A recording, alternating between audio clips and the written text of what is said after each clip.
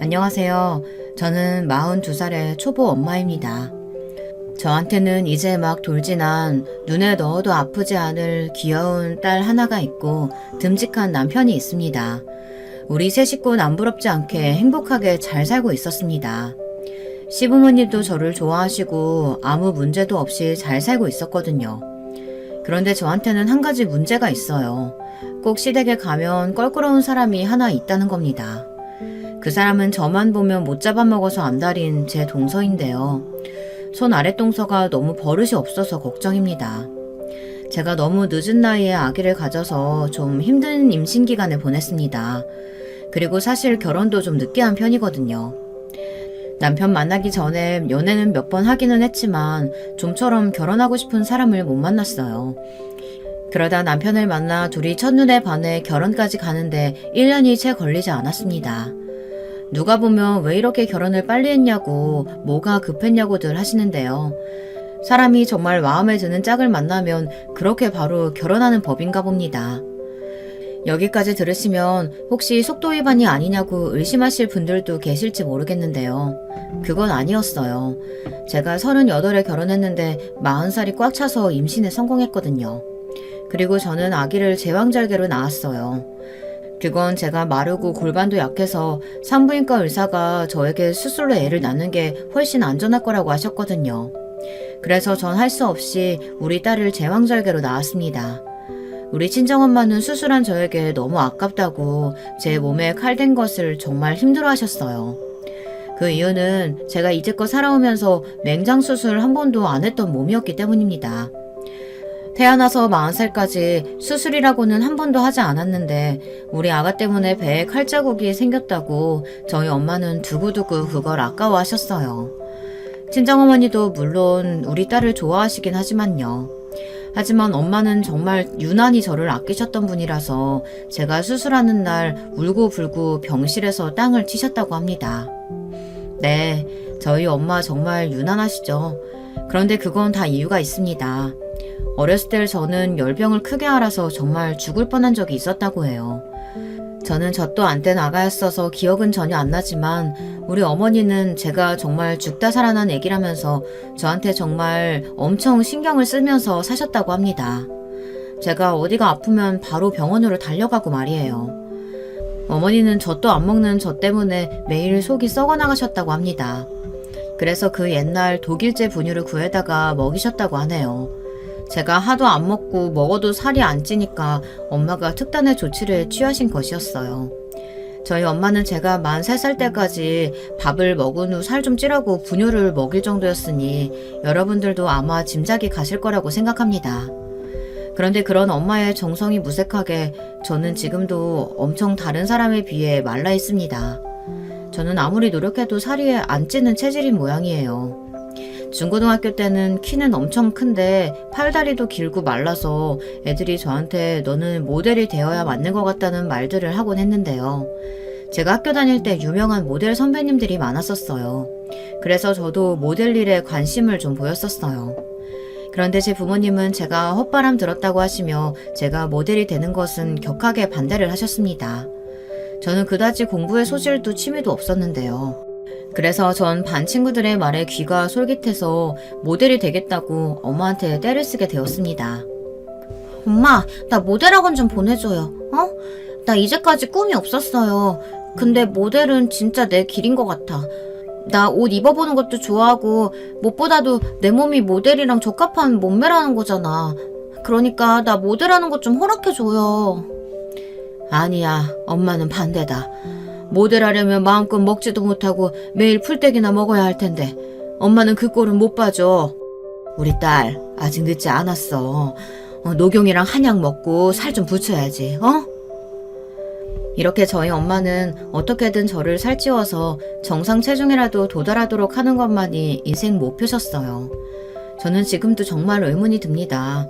제가 음식을 아주 조금 먹는 편은 또 아니더라고요. 다른 친구들도 저한테 먹는 만큼 살 안 찐다고 완전 부럽다고 하더라고요. 중고등학교 때 호르몬이 높아지면서 입맛도 좋아지고 공부하느라 여자애들 거의 살 찌잖아요. 하지만 저는 친구들과 같은 양을 먹더라도 살이 잘 안 쪘어요. 남들은 살 뺀다고 난리들인데 살이 안 찌면 좋은 거 아니냐고 말씀하실 수도 있는데요. 저는 맞는 옷 찾는 것도 힘들고 너무 말라서 옷을 입어도 핏이 잘 안 살아요. 오죽하면 우리 딸 낳고 나서 제가 A컵도 남다가 B컵이 되었다고 좋아했겠어요. 아무튼 부모님의 거센 반대 때문에 저는 모델이 된 것도 25 늦은 나이였습니다. 사실 요즘은 다들 10대 때 모델로 데뷔하고 25, 6이면 아주 모델로서는 꺾인 나이라고 하잖아요. 하지만 저는 그때 시작을 하게 되었어요. 저는 신인 때부터 운이 좋게도 버버리나 구찌, 샤넬 같은 명품 모델로 자리를 잡을 수가 있었습니다. 이탈리아나 프랑스에서 패션쇼나 시즌이 되면 그곳으로 날아가서 무대에 섰었어요. 모델 일 때문에 이탈리아도 가고 미국도 가고 세계 여러 나라를 돌면서 모델 일정을 소화했었습니다. 하지만 저는 모델로서는 아주 적합한 몸매도 가지고 있었고 그 부분에 있어서는 프로다운 정신으로 열심히 하기는 했지만 연예계엔 진출할 만큼의 끼는 없었습니다.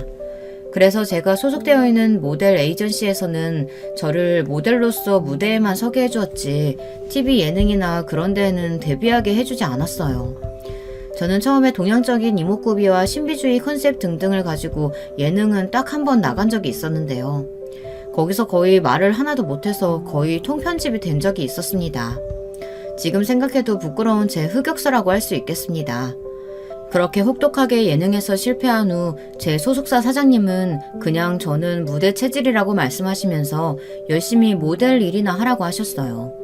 그리고 소속사 사장님이 제일 강조했던 건 절대 연애하지 말기였습니다. 오죽하면 제가 처음 이 소속사랑 계약을 맺을 때 계약 조항에 들어있었던 것이었어요. 제가 어린애도 아니고 25이니까 소속사 사장님은 늘 걱정이 되었던 거였습니다. 소속사 사장님은 저에게 매니저 둘을 붙여주면서 그들에게 제가 딴짓을 하는지 어쩐지 감시를 하라고 했습니다. 하지만 그건 정말 사장님의 쓸데없는 걱정이었어요. 저는 모델 일정만 해도 그날 하루가 어떻게 가는지도 모르게 바빴습니다. 운동하고 몸을 만드느라 남자도 사귈 시간이 없었습니다. 청취자 여러분, 한번 생각해보세요. 남녀가 만나서 데이트한다고 하면 우선 맛있는 것부터 먹으러 가야 하는데 저는 모델 일을 하니까 항상 식단 관리를 해야 하잖아요. 거기서부터 저는 남자를 만날 수가 없었던 거예요. 어떤 남자가 샐러드 먹으러 가자고 하는데 좋다면서 따라올 사람이 있겠어요. 사실 패션쇼 시즌이 되면 저는 친구들도 잘 안 만나게 되더라고요. 술 마시자고 부르지 케이크 뷔페 가자고 하지. 저도 갖고 싶었죠. 하지만 그런 걸 먹으면 살은 크게 안 쪄도 저는 소화가 잘 안 됐거든요. 아무래도 저는 소화계 계통에 문제가 있는지 긴장을 하면 자주 배가 아팠어요. 그래서 안 먹는 게 더 속이 편해서 그렇게 시즌 때는 많이 굶었습니다. 그러다 보니 저는 모델을 하면서 링거도 수차례 맞아야 했고 다른 건강한 몸매의 모델들보다 뼈가 거의 드러나 보이는 마른 몸이었어요. 예전에는 그런 마른 몸이 유행하긴 했었지만 저도 나이를 먹으니 하이힐 신고 예전처럼 걷기도 힘들고 요즘은 또 볼륨 있는 모델들이 선호하는 대상이기도 해서 저는 지금은 아예 은퇴를 하고 집에서 애 키우면서 살림을 하고 있습니다. 아직도 엄청 볼륨감 있는 몸은 되지 못했지만 그래도 애를 낳고 나니 먹성이 좋아지긴 하더라고요. 사실 육아라는 게 엄청 고된 노동이잖아요. 게다가 저는 모유로 우리 딸을 키웠는데 그게 엄청 식욕을 돋우는 일이더라고요. 정말 미역국을 4그릇 먹었던 날도 있었으니 뭐 말 다 했죠. 아무튼 저는 남편을 만난 것이 38이 되어 모델 활동을 접고 집에서 거의 은둔 생활을 하고 있었을 때였습니다. 남편은 연예계랑은 거리가 먼 사람이고 연예인에 관심도 흥미도 없었던 사람이었어요.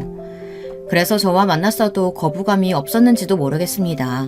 제가 모델이었다 소개를 하자마자 눈을 휘둥그렇게 뜨고 놀랬던 사람이니까요. 모델이었다고요? 그럼 패션쇼 같은 데도 서고 하셨었겠네요. 그런데 왜 본 적이 없는 것 같지? TV에는 잘 안 나오셨나 봐요. 네, 그냥 정말 모델로서만 세계 여러 나라를 다녔어요. 지금은 아예 은퇴했고요.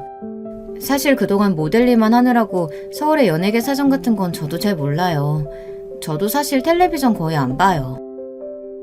남편과 저는 처음 만났을 때 이런 이야기를 하며 서로의 공통점을 찾았습니다.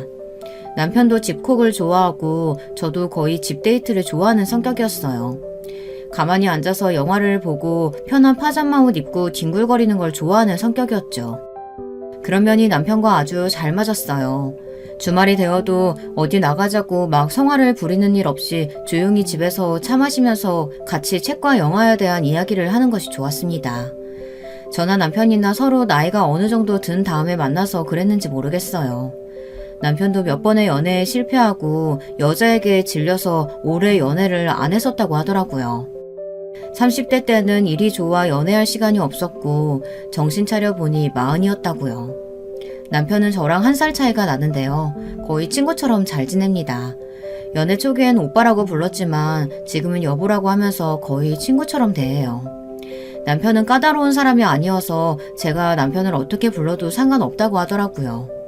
그리고 제가 남편의 칭찬을 한 가지 더 하자면 정말 자상한 사람이에요.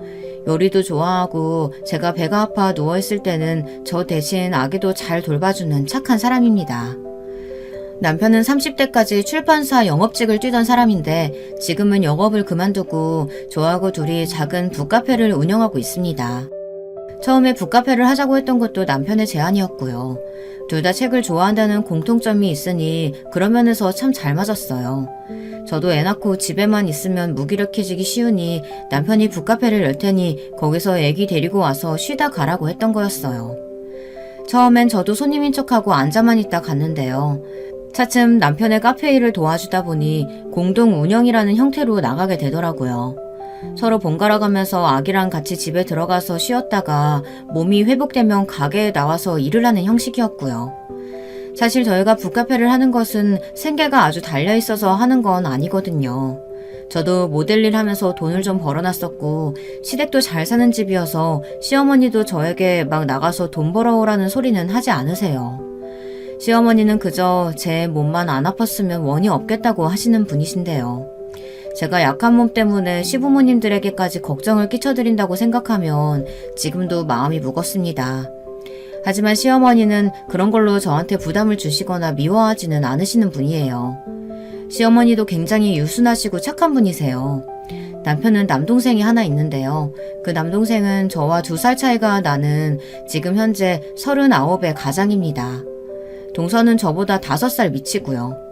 동서가 좀 어린 나이에 시집을 와서 동서 애들은 이미 초등학생이에요. 초등학교 2학년 아들과 유치원에 다니는 7살짜리 아들 2을 키우고 있는데요. 그 조카들은 정말 누굴 닮았는지 정신이 하나도 없는 천방지축입니다. 그 나이 또래 애들 치고도 정말 산만하기가 이를 데가 없더라고요. 하지만 동서는 그런 아이들을 뛰지 말라고 단속하지도 않고 조용히 시키지도 않아요. 그래서 시댁에 모이는 날에는 조카들 때문에 정말 시끄럽고 정신이 없습니다. 제 딸은 조용히 자야 하는데 와서 일부러 애를 만져서 깨운 적이 한두 번이 아닙니다.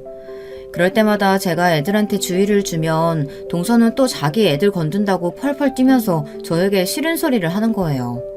정말 예의라고는 눈 씻고 찾아봐도 없는 게 우리 잘난 동서입니다.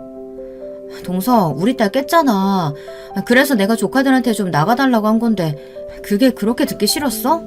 그러면 내가 뭐라고 안 하도록 동서가 알아서 애들 조용히 시켜야지. 여기 아파트인데 아무리 명절이라도 애들이 그렇게 쿵쾅쿵쾅 뛰게 놔주면 어떡해. 어머, 우리 애들이 언제 뛰기는 뛰었다 그래요. 그냥 애들이 에너지가 주체가 안 되다 보니까 그런 걸 뭐 어떡해요. 형님 딸은 나중에 안 뛰어다닐 것 같으세요? 참나, 진짜 싸가지는 어디로 말아먹은 건지.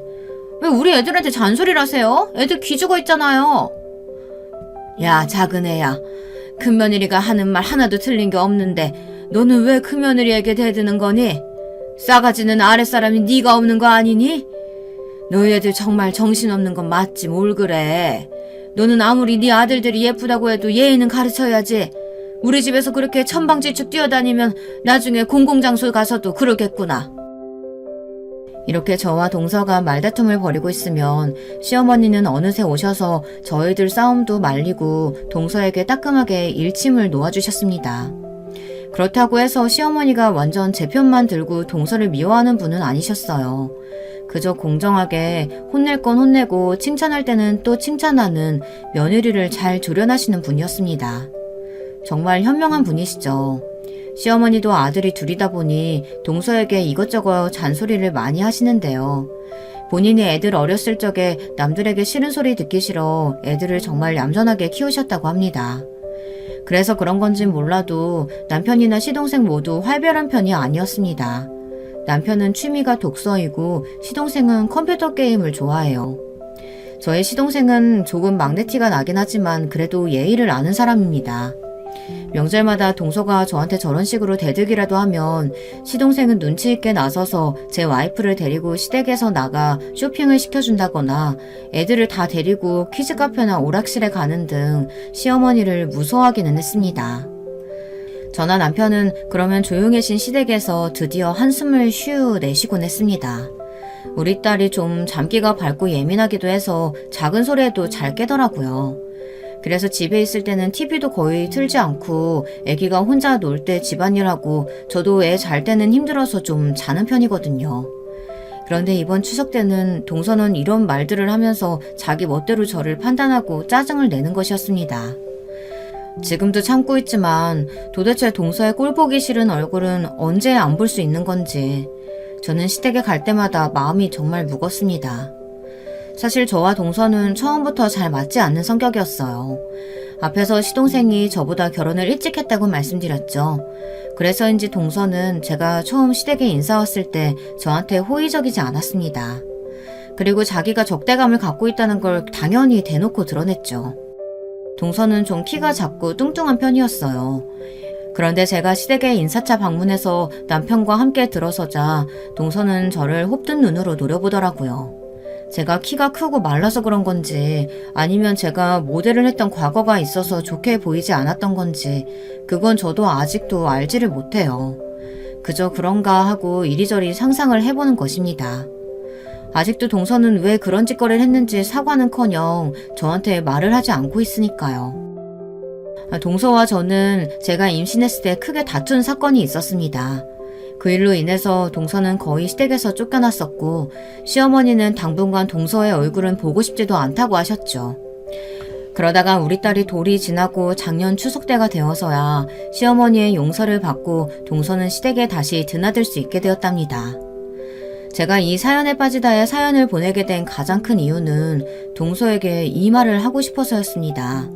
동서와 허심탄회하게 이야기를 해보고 싶고 잘못된 점에 대해서는 풀고 사과를 받고 싶어서였어요. 하지만 동서는 아직 입을 꾹 다물고 있고 저에 대해 해묵은 감정조차 풀지 않고 있습니다.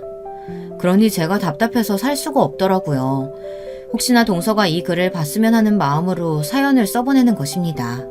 그 김에 청취자분들께 하소연도 하고요. 저는 성격이 직선적이어서 만약 제가 잘못 행동했거나 신뢰를 범했으면 바로 사과하고 반대로 제가 그런 일을 당했어도 사과를 요구하는 편이거든요. 하지만 동서는 개똥 같은 자존심이 얼마나 센지 싸움닭처럼 시비를 잘 걸면서 죽어도 미안하다는 말은 안 해요. 그게 저한테만 그러는 게 아니고 시동생과 부부싸움을 할 때도 매번 그런다는 게 문제입니다. 하다못해 시어머니한테도 자기가 뻔히 잘못했음에도 불구하고 변명만 열심히 하며 잘못을 인정을 안 하는 것이 아주 큰 문제입니다. 그런 엄마 밑에 있으면 애들도 똑같이 크는 건 아니겠어요? 저는 참 조카들이 성격이 난폭하고 욕을 막 하는 게 좀 심각하게 걱정이 되더라고요. 그래서 자주 보지는 못하지만 조카들한테도 잘못하면 좀 따끔하게 야단을 치는 편입니다. 저는 그게 어른으로서 해야 할 일이라고 생각하고요. 그러면 큰애는 이미 초등학생이니 입을 부르퉁하고 내밀고는 제 앞에서 사라져버려요. 작은애는 그래도 아직 말 잘 듣고 착한 것 같긴 하지만 그래도 동서가 죽어도 자기 애들은 잘못 없다고 고집을 부리며 인정을 안 하니 그게 참 큰일인 것 같습니다. 시어머니도 동서의 그런 못된 성정 때문에 마음고생도 좀 하시고 당신 손주들에게도 바른 길로 이끌어주려고 해도 말을 안 듣는다면서 애꿎은 시동생을 잡으셨어요. 그럼 시동생은 시어머니에게 자기가 아빠로서 권위가 없다고 주절주절 하소연을 하는 겁니다. 가장은 자기인데 집에서 위세 떠는 건 완전히 동서라고요.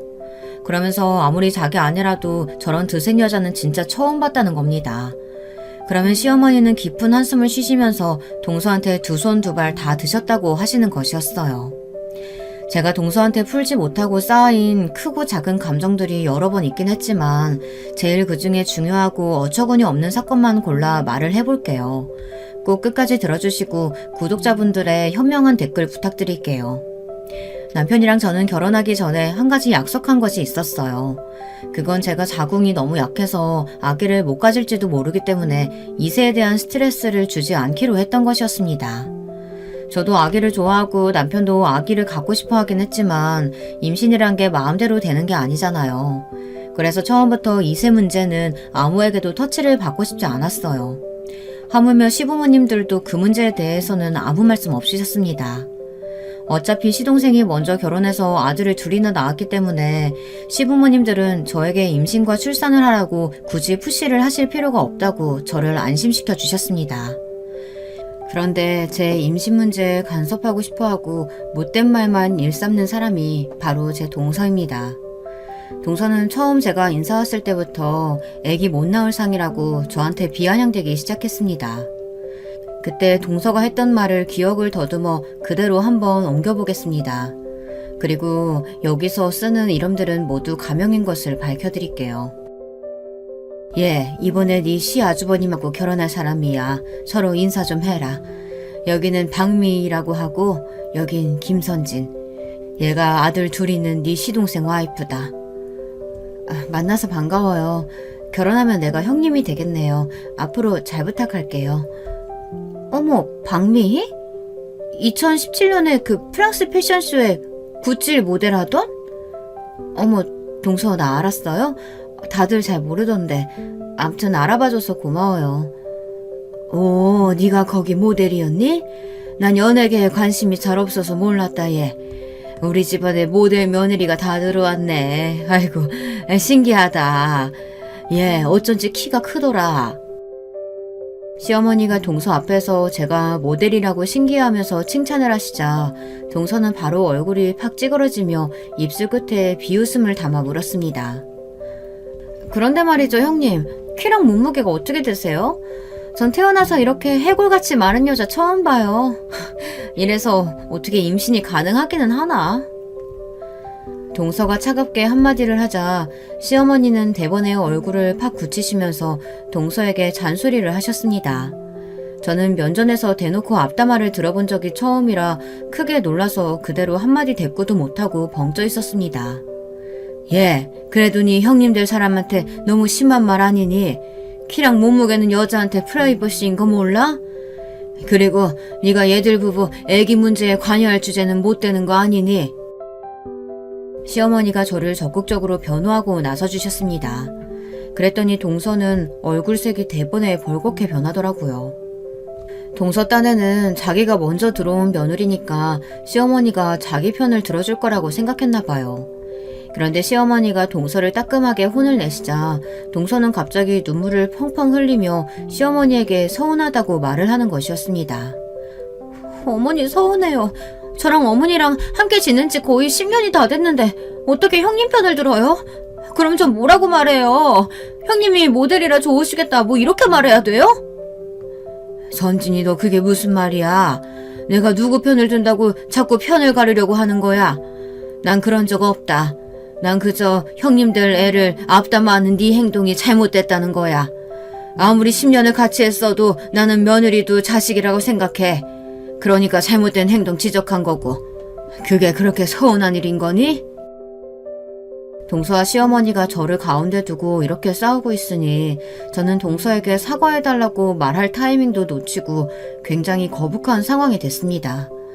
시어머니께서 억지로 저한테 사과를 하라고 동서를 닥달했고 동서는 사과하라는 시어머니의 말도 안 듣고 그 일로 꽁에서는 다음 시댁 제사가 있을 때 아예 오지 않았어요. 서운해서 안 온다는 건 아니었고 뭐가 아프다고 했나 그땐 그런 핑계를 댔었습니다. 하지만 저는 나중에 동서가 오기 싫어서 핑계를 댄 거란 걸 알게 됐습니다. 그땐 형님이 너무 믿고 짜증나서 시댁에 가기 싫어서 안 간 거예요. 하나도 아픈 데는 없었어요. 시집와서 첫 제사니까 어디 없이 한번 생고생 좀 해봐라 이런 생각으로 안 갔어요. 왜요? 이제 와서 그 일에 대한 사과라도 받고 싶으세요? 이 말은 나중에 그 사건이 일어났을 때 제가 따지니 동서가 한 대답이었습니다. 여러분, 우리 동서 어떻게 생각하시나요? 저는 정말 우리 동서 같은 별종은 처음 봤습니다. 도저히 상식적으로 생각할 수가 없는 성격이었습니다. 어디를 튈지도 모르고 아무 맥락도 없이 사람을 미워하고 화를 내는 사람이니까요. 저는 나중에 동서가 병이 있나 이런 생각도 들더라고요. 의심병인지 정신병인지 아무튼 제 동서는 보통은 아닌 사람이었습니다. 그래도 그때는 제가 처음 당한 일이고 좋은 게 좋은 거다 하고 넘어갔습니다. 첫 만남에서부터 그렇게 뾰족하게 대하는 사람하고 싸울 수는 없잖아요. 제가 윗사람이고 나이도 더 먹었으니 참으라고 나중에 시어머니께서 미안해하시면서 저에게 맛있는 점심을 사주셨어요. 그러면서 그땐 동서가 육아 우울증 같은 게 있나 보다 하고 대수롭지 않게 말씀하시는 거였습니다. 어머니의 말씀을 듣고 저는 어머니께 조심스럽게 물어봤어요. 어머니, 그럼 동서를 병원에 가게 하는 게 어떨까요? 요즘 정신과 가는 건 일도 아니고 흠도 아니잖아요. 혹시나 우울증 있는데 계속 방치하는 게 더 나쁘지 않겠어요? 글쎄, 나도 걱정돼서 네 시동생한테 한번 말해본 적이 있는데 본인이 자기 미친 거 아니라면서 저렇게 펄쩍 뛴다고 하더라. 그러니 억지로 보낼 수도 없잖니. 걔가 좀 예민한 성격이긴 해. 처음 시집 왔을 때부터 좀 버릇이 없다고 해야 되나?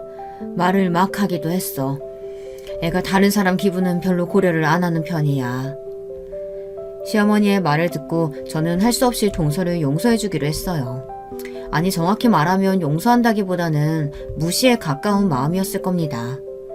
동서가 뭐라고 하든 신경 쓰지 말아야지 그런 마음을 굳게 먹었습니다. 그러나 제가 가만히 있자 동서는 점점 말투와 행동이 도를 넘어서는 것이었어요. 예를 들면 이런 것들이었습니다. 제가 모델 활동하는 동안 먹는 양이 많이 줄어들어서 시댁에서 밥을 먹을 때면 제가 맨 꼴찌로 먹었어요. 식탁에 앉아있는 시간이 길어지는 거죠. 그리고 저는 소화가 잘 안 돼서 음식을 천천히 꼭꼭 씹어먹는 편이었거든요. 그러다 보니 다른 식구들이 밥을 다 먹고 일어서도 전 끝까지 앉아있는 편이었습니다. 처음엔 그게 당연했어요. 우리 친정에서도 그랬으니까요. 제 어머니는 제가 소화가 잘 안 되는 체질이란 걸 아시니까 끈기 있게 제가 밥을 다 먹을 때까지 기다리다 아주 늦게서야 상을 치우고 설거지를 하셨습니다. 하지만 문제는 시댁에서 제가 밥을 늦게 먹을 때 일어나는 일들이었어요.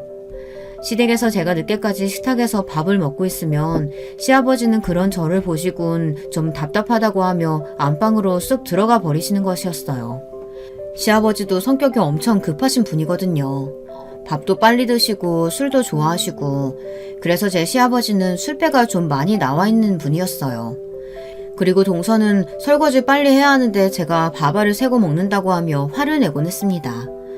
제가 동서도 좀 뚱뚱한 편이라고 말씀드렸잖아요. 동서는 정말 밥을 엄청 빨리 먹어요. 5분이면 모든 걸 다 끝내더라고요. 하지만 저는 그렇게는 정말 때려 죽어도 못 먹겠더라고요. 저는 최소한 밥 먹을 때 30분을 소비하는데요. 밥을 입에 넣고 죽을 만들 때까지 씹어서 그런 거거든요. 그게 소화에도 도움이 되고 살 빼는 데도 확실히 도움이 되잖아요. 먹기 시작한 후 20분이 지나면 포만감을 느끼는 호르몬이 나와서 숟가락을 놓을 수 있다고요. 이건 제 주장이 아니고 유명한 의사선생님이 TV에 나와서 말씀하신 거예요. 하지만 빨리 먹는 식사 습관을 가져서인지 동서는 항상 먹어도 배가 고프다고 했습니다. 그래서 저는 그럼 밥을 천천히 먹어보라고 동서에게 충고를 했어요. 그랬더니 동서는 또 그걸 가지고 저를 가르치려고 든다면서 화를 벌컥 내는 거예요. 저는 동서가 먹어도 배가 고프다고 하길래 해결책을 제시해 준 건데 동서는 그걸 가지고 제가 꼰대 같다느니 가르치려고 한다느니 그러면서 트집을 잡는 거였습니다. 동서가 말끝마다 트집을 잡기 시작하면서 저는 더 이상 동서랑 말을 섞을 필요성을 못 느끼게 되더라고요. 그래서 입만 다물고 얌전히 밥이나 먹었죠. 그랬더니 자기를 무시하는 거냐면서 동서는 저에게 싸울 듯이 대드는 것이었어요. 그러니 저도 더 이상 참지 못하고 동서에게 화를 내게 되더라고요. 동서, 말이 좀 심하네. 무시하다니. 동서가 계속 먹어도 배고프고 살만 찐다고 불평하길래 나는 해결책을 제시한 거야. 근데 이런 식으로 나오면 나도 화가 날 수밖에 없지.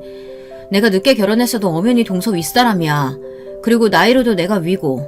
그런데 어떻게 자기 동생 대하듯이 막말을 할 수가 있어? 내가요? 내가 언제 그랬다고 그래요? 형님이 내 말 무시한 게 먼저잖아요. 그렇게 따지면 형님이 꼰대 같은 말한 것도 사실이고 내가 형님한테 그런 잔소리 들을 이유도 없잖아요. 그것보다 언제까지 밥 먹고 앉아있을 거예요? 할 일이 얼마나 많은데 느릿느릿 꼭 거북이 같아. 형님, 솔직히 일부러 그러시는 거죠? 일하기 싫으니까 밥 늦게 먹으면서 내가 언제 설거지 다 하나 틈만 보고 있는 거잖아요. 이런 말을 듣고 저는 가만히 있을 수 없었습니다. 밥을 먹다 말고 저는 도저히 평정심을 찾을 수 없어 시댁을 뛰어나갔어요. 너무 감정이 격해지더라고요. 시어머니는 눈앞에서 며느리들이 싸워대니 안절부절 못하며 중재를 하시려고 했지만 저와 동서 둘 다 머리 꼭대기까지 화가 나서 시어머니의 중재 따위는 귀에도 들어오지 않았습니다. 남편이 저를 급하게 따라 나오더군요. 저는 시댁 아파트를 나와 근처 공원을 걸어가면서 화나는 것을 꾹 누르고 있었거든요. 남편이 말없이 그런 제 손을 잡더라고요. 저는 남편에게 동서 때문에 힘들다고 털어놨습니다. 여보, 동서는 나를 어떻게 생각하는 걸까? 내가 밥 늦게 먹는 것이 그렇게 쥐잡듯이 잡을 일인지 난 아직도 이해할 수가 없어. 자기가 좀 이해해줘. 재수씨는 아직 미성숙한 사람이라 그래. 내 동생도 그러잖아. 정말 어떨 땐 걔네 아들들보다 더 어린애 같다고. 자기한테 내가 있잖아. 그러니까 나한테 다 얘기하고 풀어. 이 일이 일어난 건 제가 남편과 결혼한 지 얼마 안 되었을 때였거든요. 그런 후부터 저는 명절이나 제사 때 시댁에 가면 일부러 아무것도 먹지 않게 되었어요. 그냥 과일이나 주전부리 좀 먹고 동서에게 또 책 잡히기 싫어 밥상에는 아예 앉지 않았습니다. 저는 그게 마음이 편하더라고요. 시부모님들은 제가 밥 안 먹는다고 걱정을 하시고 뭐라도 챙겨주시려고 했지만 저는 시댁에 와서 뭘 먹으면 꼭 얹히거나 배탈이 나서 점점 시댁에서 밥을 안 먹게 됐습니다. 그게 동서와 싸우고 난 후부터이니까 동서 때문이라고 할 수도 있겠네요. 하지만 동서는 제가 밥을 안 먹어도 걱정은커녕 이런 말을 하더군요. 저한테 글쎄 불쌍한 척해서 시댁 부모님에게 점수 좀 따려고 하는 거라고 말이에요. 형님, 왜 밥을 안 먹어요? 그렇게 안 먹으면 힘도 없어서 어떻게 일하려고 그래요? 형님은 정말 멘탈이 너무 약하다. 내가 그때 몇 마디 했다고 시댁에서 바로 아무것도 안 먹고 뭐야, 시위라도 하는 거예요? 아, 나도 짜증나려고 하네 정말. 시어머니 관심 받으려고 하는 것도 아니고. 동서, 내가 밥을 안 먹어도 내 할 일은 할 테니까 나한테 뭐라고 하지 말아줄래? 그리고 계속 이렇게 무례하게 나오면 나도 가만히 있지 않을 거야. 그렇게 1년을 저와 동서는 만나기만 하면 으르렁대면서 싸웠을 거예요. 그게 아니면 둘 중 하나는 무슨 핑계를 대고 시댁 행사에 오지 않았습니다. 주로 동서가 그랬어요. 아프다는 핑계를 대고 애들 학부모 모임이 있다는 핑계를 대고 하면서 시댁의 제사나 시부모님 생신 때 얼굴을 비치지 않는 거예요. 저는 큰며느리의 책임이 있으니 그런 일은 없었어요. 정말 죽을 정도로 아프거나 할 때가 아니면 꾸역꾸역 시댁에 왔습니다. 그리고 제가 시댁에서 나물 무치고 전을 부치고 있으면 시어머니가 오셔서 제가 힘들어 보인다며 그만하라고 말리시는 정도였어요. 그러던 어느 추석 명절에 웬일로 동서가 왔더라고요. 저보다 일찍 와서 시어머니와 함께 음식을 만들고 있더라고요. 그런데 저는 시댁에 들어서자마자 물씬 나는 기름 냄새가 너무 맡기 싫은 느낌이었습니다. 그리고 정말 욕지기가 올라와서 시댁에 도착하자마자 화장실로 달려갔습니다. 제가 막 헛구역질을 하고 있자 시어머니께서 놀라서 달려오셨어요. 저는 막 힘들어 죽겠는데 시어머니 얼굴은 갑자기 환해지시는 거였어요. 어머, 큰며느리 너 임신한 거 아니니? 이 아들 얼른 약국 가서 테스트키 사와라. 정말이야?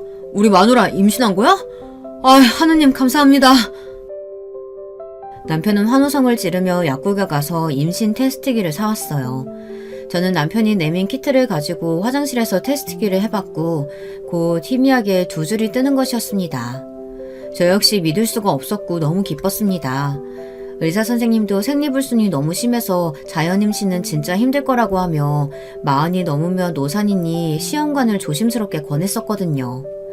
그래서 남편과 의논해서 딱 다음 달부터 시험관을 하려고 마음먹고 있었는데 이렇게 임신이 되니 저와 남편이 얼마나 기뻤을지 상상이 가시겠죠. 시댁에서는 제 임신을 가지고 다들 너무 축하한다고 하며 얼른 아무것도 하지 말고 쉬라고 난리들이셨어요. 시아버지도 얼굴에 웃음꽃이 피고 남편은 말할 것도 없이 좋아했죠. 그래도 자기가 장남인데 애 못 낳으면 어쩌나 생각도 많았다고 하더라고요. 이제야 저 마음의 짐을 덜게 됐다고 하며 좋아하는데 저 역시 그런 남편이 짠했습니다. 시어머니도 제가 부담될까봐 애 가지라고 말도 못하시고 그냥 하늘에 맡긴 상태였는데 이렇게 아기를 딱 가지게 됐으니 하느님 감사하다는 소리가 절로 나온다고 하셨어요. 그런데 동서 한 사람만 제 임신을 의심하는 눈초리로 보며 못마땅해 하는 것 같았어요. 그날의 분위기는 다들 저를 축하해주고 위해주는 분위기여서 셈이 많은 동서가 또 짜증이 나서 그런 말을 했을지도 모릅니다. 그렇게 따진다면 동서가 그런 말을 한 게 이해는 안 되지만 동서의 성정으로는 충분히 그럴 수 있다고 생각이 들기도 합니다. 하지만 정말 동서는 해서는 안 될 이야기를 한 게 맞아요. 여러분, 우리 못된 동서가 무슨 말을 했는지 궁금하시지 않나요? 동서는 저에게 저녁시간 설거지를 하며 이런 말을 하는 것이었어요. 형님, 임신한 게 맞기는 해요?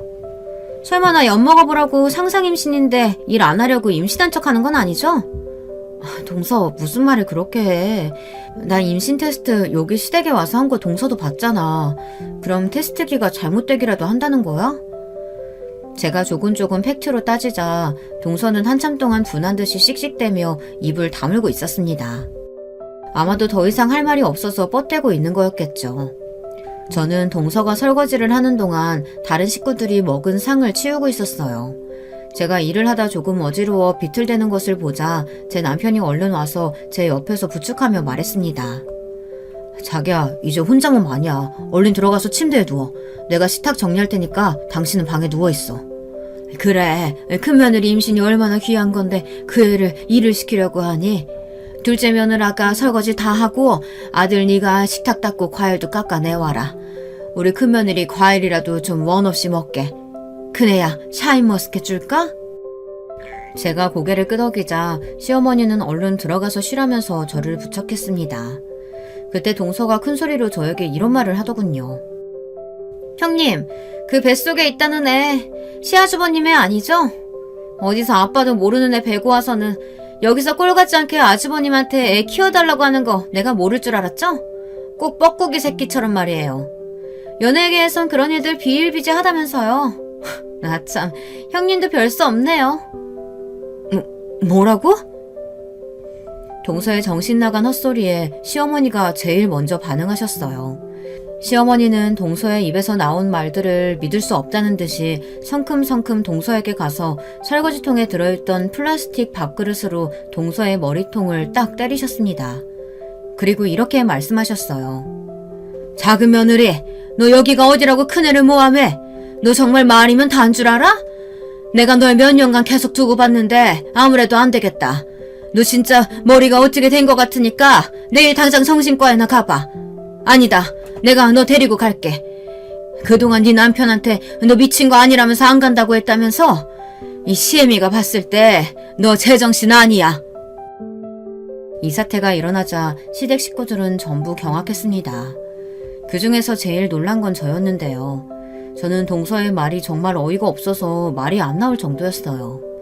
하지만 그렇게 멍하니 있던 저 대신 시어머니가 동서의 막말을 응징하셨습니다.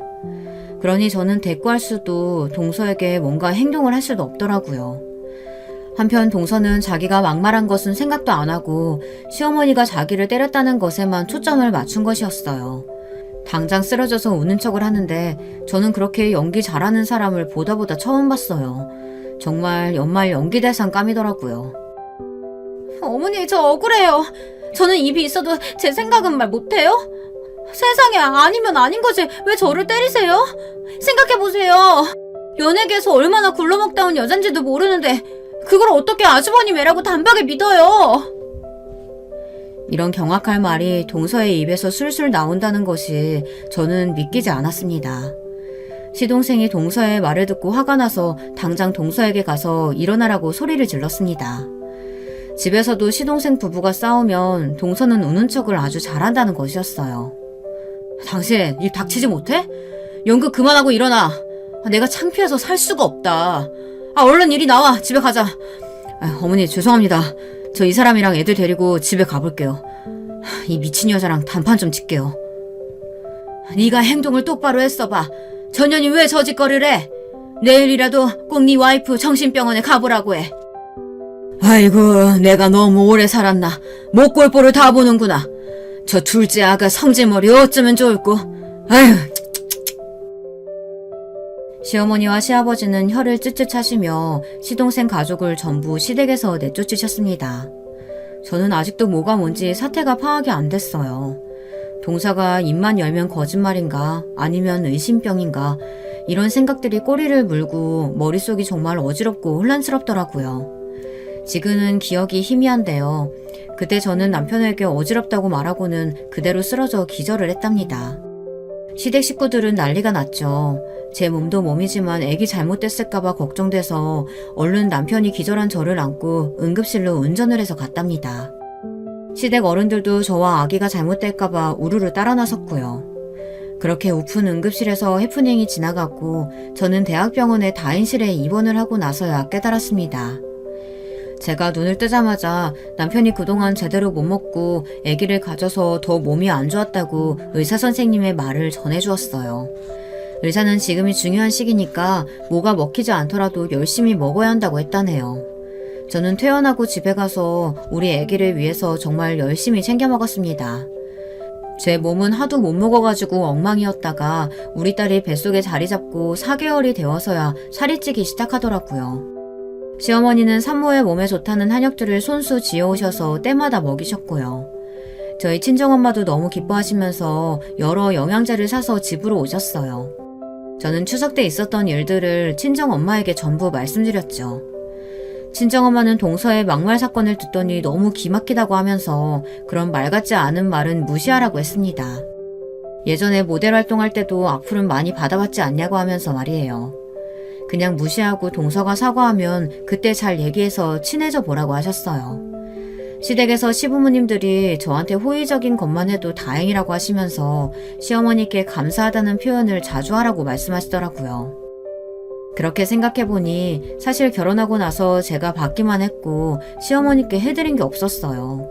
그냥 며느리로서 할 일만 했지 살갑게 다가가지도 못했는데 그래도 시어머니는 아기 가졌다고 약도 지어주시고 동서에게서 저를 보호해 주셨잖아요. 그래서 시어머니께 예전에 제가 모델을 해서 받았던 명품 가방을 하나 드렸더니 그렇게 좋아하시더라고요. 동서는 어떻게 됐냐고요? 시동생에 의해서 끌려가다시피 정신과 진료를 받고 약을 먹고 있는 동서는 허언증과 신경질적인 발작 증세 같은 것들이 조금 나아졌습니다.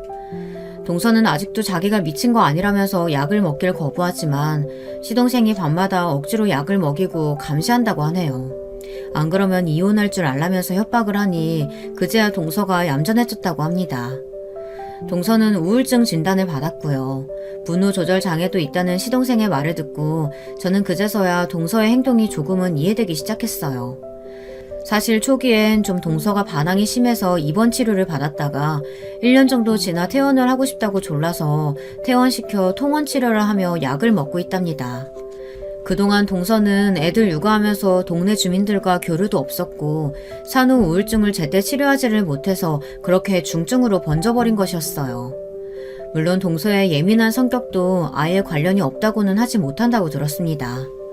밤에도 잠을 못 자고 불면증을 몇 달째 계속되니까 그렇게 뾰족한 소리나 해대고 화를 벌컥 내는 성격으로 굳어져 버린 것이라고요. 아무튼 저는 제 딸을 낳고 나서 동서와 어찌어찌 화해를 하긴 했습니다. 동서가 제 딸이 돌이 지난 다음부터 시댁에 출입하는 것을 허락받았거든요. 대신 시어머니는 동서에게 남들에게 상처되는 말을 하지 말 것과 아무리 가족간이어도 프라이버시 침해는 하지 말 것을 단단히 동서에게 약속을 받으셨습니다. 가짜 뉴스 같은 연예계 얘기도 우리 시댁에서는 금지입니다. 여러분들, 제 이야기는 여기서 끝입니다. 다들 제 스토리 어떻게 들으셨는지 궁금합니다. 제가 동서에 대해서 어떻게 생각하는지, 그리고 동서가 저한테 정말 미안한 마음이 있는진 아직도 잘 모르겠어요. 하지만 한 가지 분명한 사실은 동서가 남 이야기하기 좋아하고 셈이 많은 성격이라 저한테 그렇게 막대했다는 거예요. 지금은 좋게 생각하기로 했습니다. 동서를 제외한 우리 시댁 식구들은 전부 우리 딸이 태어난 시점을 기점으로 더욱 단란해지고 돈독해졌으니까요. 동서만 곧돌듯이 그 중에 끼지 못하고 있기는 한데 조만간 동서와 만나서 한번 이야기를 해보고 싶습니다. 만약 동서가 이 유튜브 채널을 듣고 있다면 동서에게 하고 싶은 말을 하고 이 글을 끝맺도록 하겠습니다. 동서, 나를 정말로 많이 미워해서 그런 말과 행동들을 했다는 게 아닌 게 너무 다행이라고 생각해. 그리고 지금은 약을 먹고 있으니까 언젠가 동서가 정말 괜찮아지면 우리 분위기 좋은 카페 가서 밥이라도 같이 먹자. 나도 애기 낳았고 무사히 잘 지내고 있으니까 앞으로 시댁 올 땐 행복한 마음 갖고 돌아갔으면 좋겠어. 나도 동서도 그렇게 되려면 서로 한 발 물러서서 양보하는 마음을 가져야 되지 않을까 생각해. 내가 어떻게 동서를 이해해야 할지 아직 잘 모르겠지만 그동안 아팠다니까 용서할게. 정말 진심을 가지고 나를 대해줬으면 그리고 나도 동서에게 진심으로 다가갈 수 있도록 노력할게. 서로 노력해야 할 문제일 것 같아. 여러분 어떻게 들으셨나요? 제 이야기는 여기서 마칠게요. 제 긴 글 읽어주시느라 고생하셨습니다. 감사합니다. 그럼 여러분 평안한 하루 되세요. 여러분, 두 번째 사연 시작하기 전에 좋아요, 구독 꼭 눌러주실 거죠? 그럼 두 번째 사연 바로 시작합니다. 상대를 다 안다고 생각해서 한 결혼이고 확신이 있어서 한 결혼인데 막상 결혼 생활은 변화무쌍하게 펼쳐지죠. 오늘도 저와 함께 결혼에 관한 사연 한 편 달려보실까요? 안녕하세요. 우연한 계기로 사연에 빠지다에 빠져들게 된 30대 여자입니다. 결혼 생활에서 겪은 이야기를 남겨보고 싶어서 사연으로 신청해보네요. 제가 남편을 만나게 된 배경은 아주 간단했어요. 원래 사귀고 있던 남자친구랑 크게 다투고 헤어졌는데 그 후로 제가 남자를 못 믿게 돼서 연애를 기피했거든요. 그런 저를 본 친구 한 명이 한창 예쁜 나이에 연애 안 하고 시간 흘려보내는 건 너무 아깝다. 야, 지금은 안 그럴 것 같아도 좀만 나이 먹어봐. 우리 이 집 피부 상태부터 훅 가버릴걸? 젊고 체력 받쳐줄 때 연애해야 돼. 너만 괜찮다면 내가 주변 싹 물색해서 남자 소개시켜줄게.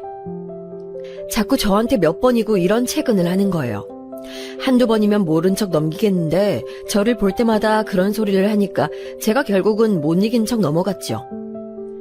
알았어. 네가 계속 그러는 걸 보니까 내 마음도 편치 않아서 누구라도 소개받아봐야 할 것 같네. 대신 조건이 있어. 난 입이 험한 남자는 별로야. 내가 전 남친이 입에 쌍욕 달고 살다가 이것 때문에 문제 터져서 대판 싸우고 헤어진 거 알지? 쌍욕 안 하고 손버릇 안 나쁘고 집안에 빚 없는 남자. 외모는 크게 안 따지니까 이 조건들만 꼭 지켜줘. 얼굴 크게 따져봤자 별로 소용도 없더라. 맞아. 얼굴보단 인성이지. 그럼 내가 금방 연결해 줄 테니까 좀만 기다려. 제 말에 금방 화답을 하면서 소개를 시켜주겠다고 그 친구가 그랬을 때부터 알아챘어야 했나 봐요. 그 친구를 통해서 전 남편을 소개받았고 연애하다가 결혼까지 가게 됐는데요. 결혼하기로 한 다음에 알게 된 사실인데 원래 저를 소개받고 싶어서 남편이 건너 지인인 그 친구를 통해 술을 썼던 것이라고 하더라고요. 그러니까 애초에 소개받을 상대는 불특정 다수가 아니라 남편으로 정해져 있던 것이었죠. 이 사실을 결혼하기 전에 술자리 가졌다가 그 친구가 말 실수하는 바람에 알게 됐어요. 저를 소개시켜준 대가로 그 친구는 남편한테서 명품 지갑을 받았더군요. 참나 얼마나 황당하던지요. 이런 내막이 있었으면서 남편은 저를 처음 소개받은 자리에서 사진도 제대로 확인 못하고 나온 자리인데 정말 인상이 좋으시네요. 살면서 지금 처음 뵙는 거지만 왠지 금방 가까워질 것 같은 느낌이 들어요. 저한테 그런 능청을 떨었던 거예요. 나중에 모든 게 다 지나고 나니까 남편의 그런 부분들조차 괜히 가증스럽게 느껴졌네요. 하지만 결혼 당시에는 그런 내막을 알았다고 한들 깜짝 놀라고 말 일이지 설마 파혼까지 갈 요소는 아니었으니까요. 결혼을 그냥 진행했었답니다. 저는 간섭받는 걸 별로 안 좋아하는 성격이에요. 자기 일 알아서 해결하는 가풍 때문에 더욱 그렇게 자란 듯 싶네요. 저희 친정아빠가 굉장히 개인주의적인 분이시거든요. 이것 때문에 친정엄마랑 두 분이서 많이 싸우셨었고요. 하지만 해탈하신 쪽은 친정엄마였어요. 원체 개인주의 성향이 짙은 친정아빠한테 그냥 적응하고 맞춰주시기로 한 것이었죠. 딸은 아빠를 닮는다고 하던가요? 저는 친정엄마의 다 같이 함께라는 마인드를 어렸을 때도 별로 잘 이해 못한 걸로 봐선 타고나길 아빠의 성향을 닮았던 것 같네요. 제가 자랄수록 엄마도 점차 각자 알아서라는 분이 되셨으므로 저희 집안은 결속력이 부족한 대신 아무도 분란 하나 안 만드는 집이 됐답니다. 결혼할 때도 저는 제가 알아서 하길 원했어요. 대학 졸업하자마자 취업을 했었기에 모은 돈도 부족하진 않았고요. 대출 끼고 신혼집 구하면 되는 일이었으니까요. 제가 이런 생각을 말하면서 남편한테 그랬었죠. 오빠, 나는 양가에 우리가 도움을 안 받는 대신 얻어낼 수 있는 게 더 크다고 봐. 그게 뭔데? 지원을 해주신다면 그냥 다 받아먹어도 난 괜찮을 것 같긴 한데. 오빤 간섭받으면서 살고 싶어? 우리가 결혼 시작부터 우리 힘으로 독립적인 생활 꾸려가잖아? 자연스레 어른들의 개입할 수 있는 여지가 줄어들어. 왜냐고? 우리 결혼에 지분을 크게 가지고 있어야 어른들이 큰 소리를 칠 수 있는데 우리끼리 알아서 시작하고 기반을 다지면 그게 어려워진다니까? 그러니까 우리가 대출 받고 해결할 수 있는 걸 굳이 손 벌려서 받아내려고 하지 말자. 네 생각이 그렇다면요. 나랑 결혼해준 것만으로도 고마운데 내가 토를 달 수 없지. 알았어. 네 말대로 나도 따를게. 저는 그렇게 하면 빠르게 시댁의 인정도 받을 거라고 생각했어요. 알아서 잘 사는 아들 며느리 내외의 모습을 보여드리면 감탄하실 거라고 여기기도 했었고요. 그런데 아니었네요. 시어머니께서는 비집고 들어갈 틈이 없어서 짜증난다고 말씀하셔서 저를 놀래키셨고요. 남편은 집안일에 젬병이고 비협조적인 모습을 보여서 저를 경악시켰어요. 이제 다 잡은 물고기란 것이었을까요? 저한텐 전혀 아쉬울 것 하나 없단 식으로 구는 남편의 모습에 점차 마음이 복잡해져 갔습니다. 제 말이면 하늘의 별도 따다줄 기세였던 남자는 온데간데 없었죠. 집에 오면 늘어져 있고 자기 아내보단 자기 엄마 말을 중요시하는 천하의 게으름뱅이 효자만 있었을 뿐이에요. 그럼에도 남편이 설마 바람날 거라고는 상상도 못했어요. 결혼했을 때 제가 남편보다 돈을 특별히 뒤처지게 가져온 것도 아니었고 대출금도 공용생활비에서 꼬박 갚은 거였고요. 먼저 결혼하자고 졸르고 졸라댔던 사람은 제가 아니라 남편이었죠. 둘 다 직장 생활을 하지만 공평하게 집안 살림 나눠서 하자고 했지만 결과적으론 제가 더하게 된 형국이었어요. 이런 점들은 천천히 뜯어보니까 더 어이가 없더라고요. 제가 따라줬고 제가 더 희생해줬는데 왜 바람이라는 배신 통지서를 받아들여야 하는지 도저히 납득이 안 갔습니다. 밥하고 빨래하고 이런 것들 어느새 혼자 도맡아 하고 있는 수준까지 왔음에도 저요, 그런 것들 불만을 속으로 삼켜내고 있었어요. 남편이 일터에서 힘든 일 있다고 여러 고충이 있다고 하는 말에 그것만 생각하면서 제가 더 배려를 해줘야 한다고 여겼었죠. 치킨을 시켜 먹어도 다리며 맛있는 부위들은 남편에게 먼저 줬고요. 사실 저도 부드러운 살 좋아해요. 그런데 괜히 멋쩍으니까 난 기름기 적은 가슴살도 좋아. 내가 퍽퍽살 먹고 건강해질 테니까 오빠는 닭다리 많이 드세요. 이런 식으로 말하면서 남편한테 맛있는 것들을 밀어줬었죠. 저라고 결혼 생활에서 안 지치고 안 힘든 부분이 있었겠나요? 어느 순간에는 내가 결혼을 왜 해가지고 스스로 팔자를 꼬았을까라는 후회로 며칠을 보낸 적도 있었어요. 그런데 결혼은 애들 소꿉장난이 아니잖아요. 진짜로 살림 합쳐서 사는 법적으로 묶인 인생의 동반자잖아요. 제가 결혼하기로 결심해서 이렇게 살고 있는 거라면 어디 한번 끝까지 책임을 다해서 제 생활을 해나가야 한다는 굳은 의지가 있었다고요. 그리고 전 이게 당연히 남편한테도 있을 거라고 믿었어요. 그런데 제가 등신처럼 속고 있었다니. 오만 똑부러진 척은 다 해놓고 바람난 남편을 두고 있는 아내가 되어버렸다니 이루 말할 수 없을 만큼 비참했어요. 바람이란 건 배우자의 영혼을 갉아먹는 행위라고 하잖아요. 그 말이 왜 있는지 알겠더라고요. 배신감을 넘어선 내 자신 자체가 바닥까지 추락하는 듯한 거지 같은 기분이 들었습니다. 남편의 카톡 화면을 무심코 쳐다봤었다가 시작된 의심은 시어머니의 태도에서 확신으로 번졌었죠. 시어머니께서 저한테 메시지를 잘못 보내셨었어요. 눈을 비비고 쳐다봐도 잘 어울리는 한 쌍. 어제 같이 있으니까 내 아들내미 평소보다 더 멋져 보이더만. 남자를 진정 빛내주는 여자는 최고의 여자라 할 수 있지요. 두뇌만 명석한 게 아니라 지고지순한 매력까지. 어메, 난 이미 넘어가 버렸어. 앞으로도 잘 부탁하겠어요.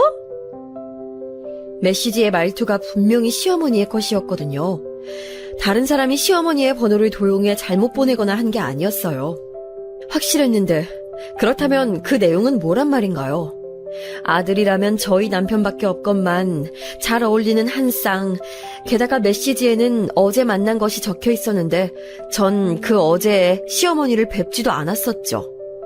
그런데 마음에 걸리는 것이라면 그 어제라는 날짜에 남편이 집에 늦게 들어왔었단 말입니다. 회식이라 저녁 먹고 들어온다 했었어요. 그래서 제가 수요일인데 무슨 회식이냐고 물었던 기억이 확실했죠. 설마 회식이 아니었다면? 어머니가 말한 여자가 만약에 불륜녀고 어머니가 불륜을 용인하고 있다면 모든 악의가 맞아떨어지지 않나? 거기까지 유추해내니까 기분이 너무 나빠서 등줄기에 소름이 훅 끼쳤습니다. 제가 차분히 생각을 더 정리하고 나서 시어머니께 답장을 드렸어요. 그 메시지를 보고 1시간 정도가 지난 뒤였죠. 뭘 어떻게 부탁하신다는 거예요? 이렇게 보냈더니 잠시 후 전화가 걸려왔어요. 시어머니로부터였죠. 제가 바로 받을까 말까 망설이던 찰나에 전화가 끊겼어요. 제 메시지를 보고 놀라서 전화를 거셨다가 너무 섣부른 것 같다는 판단이 들자 그냥 전화를 끊으셨던 것이었겠죠. 거기까지 상황을 보고 나니 제가 메시지를 보고 들었던 생각이 그저 망상이 아니라 현실 상황이라는 확신이 점차 들었답니다. 그래서 제가 심호흡을 한 뒤에 시어머니께 전화를 드렸어요. 전화를 좀 늦게 받으셨는데 애써 침착하려고 하시는지 평소보다 목소리 톤이 높으시더군요.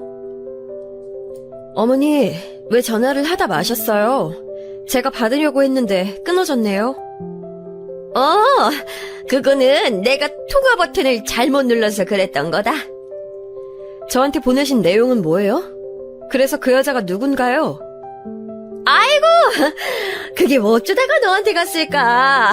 아유, 누가 나한테 보낸 건데 그걸 내가 이렇게 저렇게 잘못 만지다 보니까 너한테 전달이 됐지 뭐니. 아유, 스마트폰이 대단해. 내용도 복사가 되고 금세 전송도 되고. 아유, 아무튼 내가 받은 건데 너한테 잘못 옮겨갔어. 어머니께서 받으신 거라고요? 확실한가요? 임기응변으로 거짓말하시는 건 아니고요? 뭐야? 아유, 내가 거짓말을 할 이유가 어디 있니? 임기응변?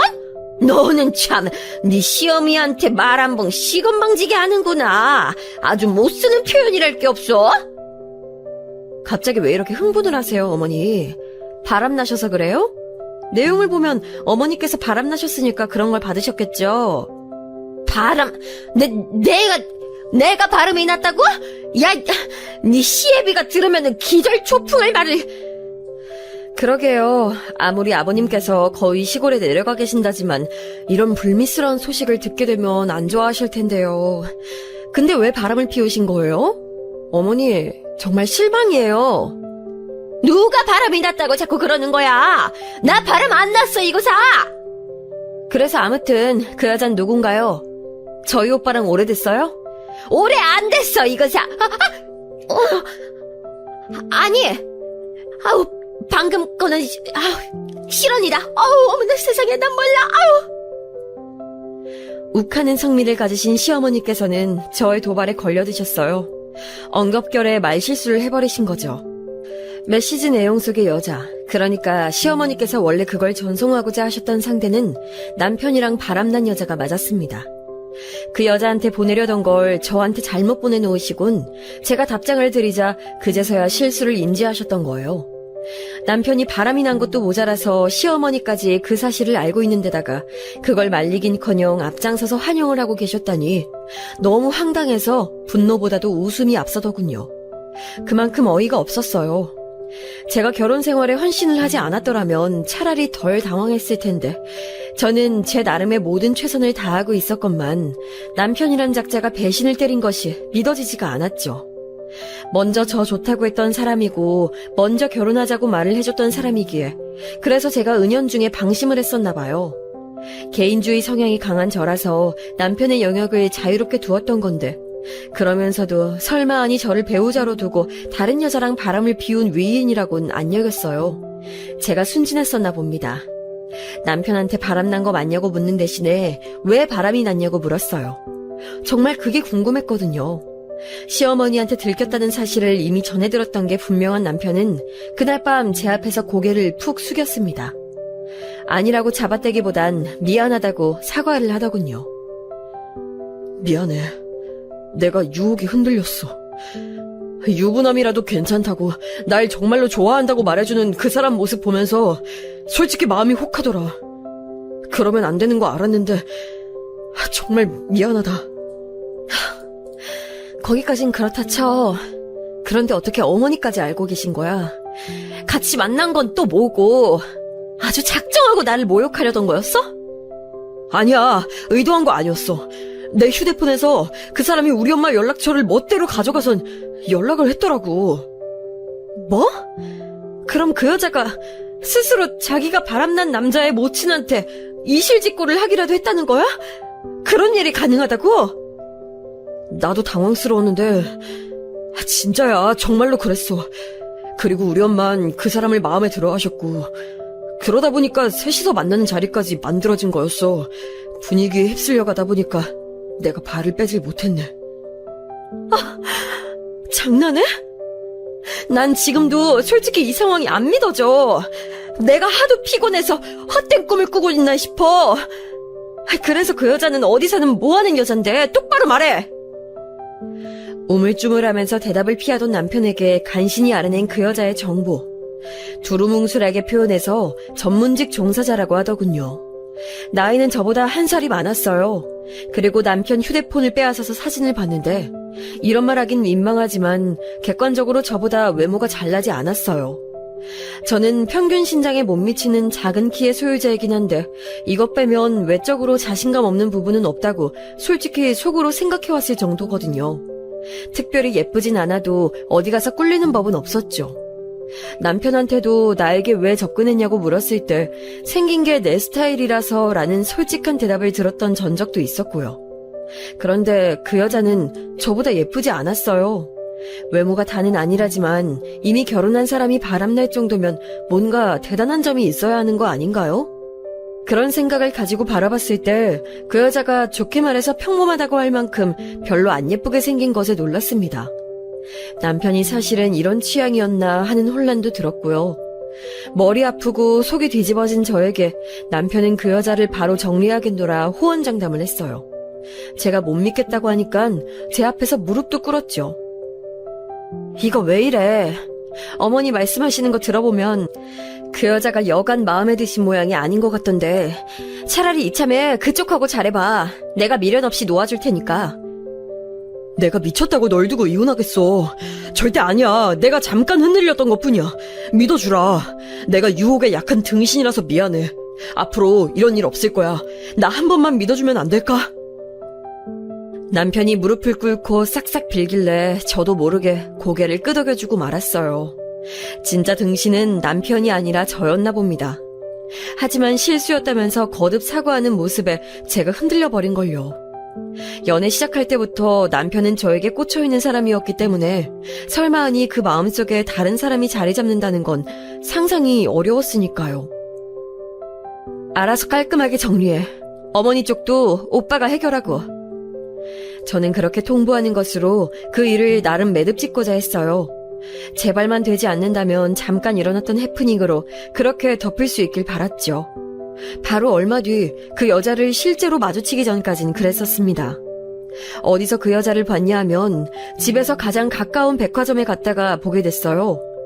그날따라 퇴근이 일러서 백화점 식품관에 들러 음식을 사갈 생각을 하게 됐거든요. 때마침 운명처럼 타이밍이 맞물려서 보게 됐던 거예요. 그런데 제가 사진으로만 봤던 그 여자를 실물로 그 인파 속에서 어떻게 알아봤냐고요? 못 알아볼 수가 없었죠.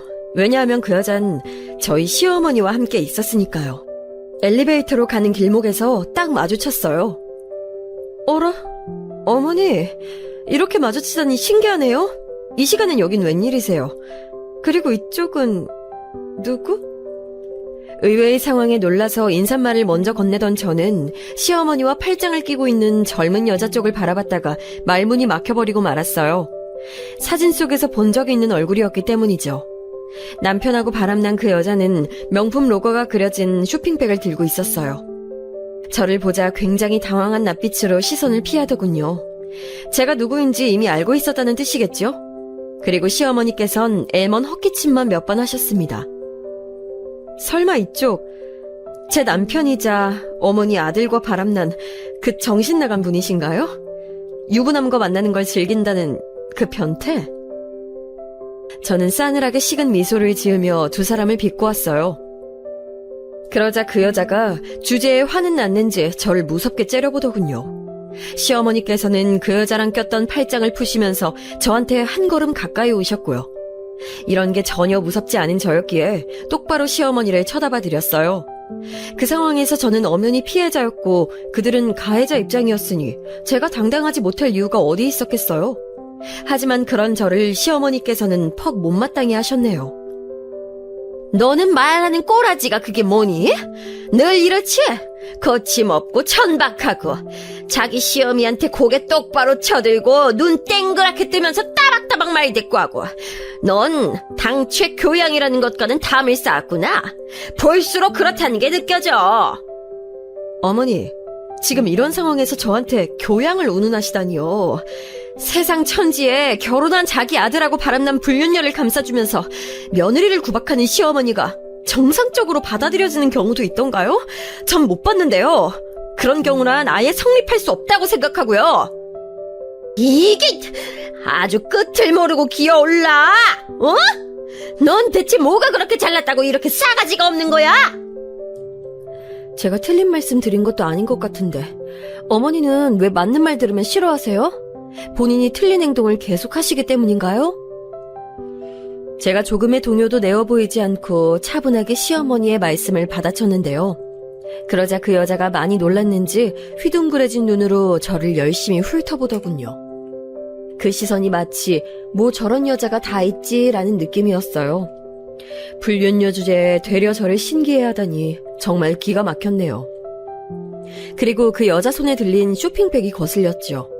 저는 화가 나서 얼굴이 시뻘개지신 시어머니께 제 짐작을 여쭈어 봤어요. 아무래도 저거 브랜드를 보니까 어머니께서 쓰실 건 아닌 것 같고 제 여자 건가 보네요? 같이 저거 쇼핑하셨어요? 명품관에서? 그러자 기다렸다는 듯이 시어머니께서는 콧방귀를 뀌시며 신나게 대답해 주셨죠. 어냐 그래, 같이 명품 매장 좀 둘러봤다. 그러다가 여기 우리 아가씨가 마음에 들어하는 게 있길래 내가 하나 사줘봤다. 사주셨다고요? 어머니, 저한텐 명품은커녕 보세 브랜드 제품도 한 번을 안 사주셨잖아요. 그런데 지금 어떻게 저 여자한테 명품을 사주실 수가 있으세요? 다른 것보다도 제 귀에는 시어머니께서 그 여자한테 명품을 사줬다는 사실만 박혀서 들려왔어요. 하마터면 몸을 휘청거릴 뻔했네요. 그 정도로 충격적이었어요. 저의 그런 기색에 그 여자는 슬며시 미소를 지었고 시어머니께서는 의기양양해지셨습니다. 우리 아가씨는 능력이 워낙 출중해서 내가 이런 것 정도는 그냥 사줘도 돼. 전혀 아깝지가 않아. 너랑은 다르니까 말이야. 뭐 하는 분이시길래요? 어머니, 전 진짜 불륜녀한테 어머니가 왜 이러시는 건지 이해가 안 가요. 의사다 의사. 늦까짓 게 감히 갖다 댈 것도 아니야. 시어머니께서는 소리를 빽 내지르셨고 주변 사람들이 쳐다보니까 목을 가다듬으시더니 다시 그 여자랑 팔짱을 끼셨어요. 저보다 키는 확실히 크지만 수수하고 특색 없는 인상.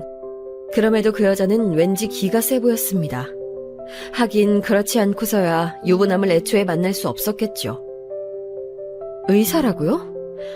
잘난 의사분께서 왜 대체 뭐가 부족해서 결혼한 남자랑 히히덕거리시나요? 얘가 정말 내 아들이 그만큼 매력 넘치는 사내니깐 그렇지. 당연한 이유를 지금 따지고 앉았니? 어? 내 아들 잘나고 누구라도 탐낼 만한 신랑감인 것을 제대로 그 가치를 알아보지 못한 건 너뿐이야. 질문은 그 여자한테 날렸지만 대답은 시어머니께서 하셨습니다. 그 여자는 시어머니한테 딱 붙어서 저를 향해 비웃음을 날리고 있었고요. 그 순간 얼굴이 정말 화끈거리더라고요.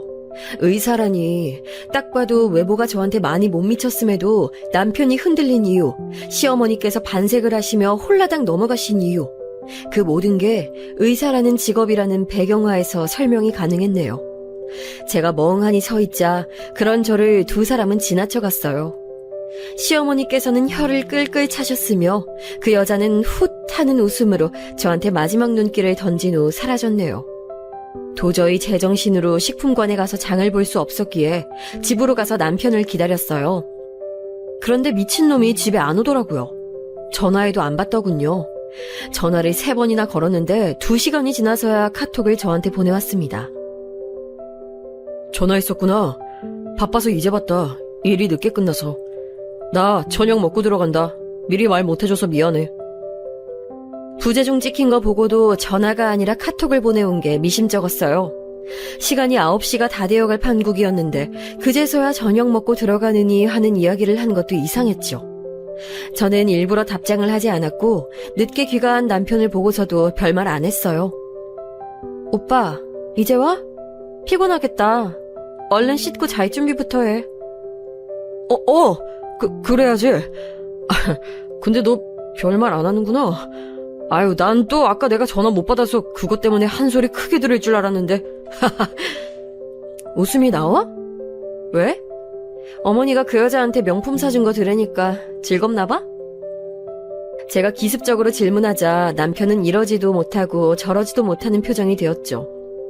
차마 무슨 소리냐며 모른 척은 안 하더라고요.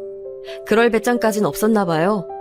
다만 시어머니께서 당신이 독단적으로 그 여자랑 자꾸 연락하고 붙어 다녀서 본인도 수습이 어렵다며 억울함을 호소했죠. 저는 일부러 넘어가주는 척 굴었어요. 그리고는 남편이 깊게 잠든 것을 확인한 후 새벽에 남편 휴대폰을 확인했더니 잠금이 걸려있더라고요. 원래 제가 하도 남일에 간섭 안 하는 스타일이라 이걸 남편이 잘 알다 보니까 휴대폰 잠금 안 해놨었거든요.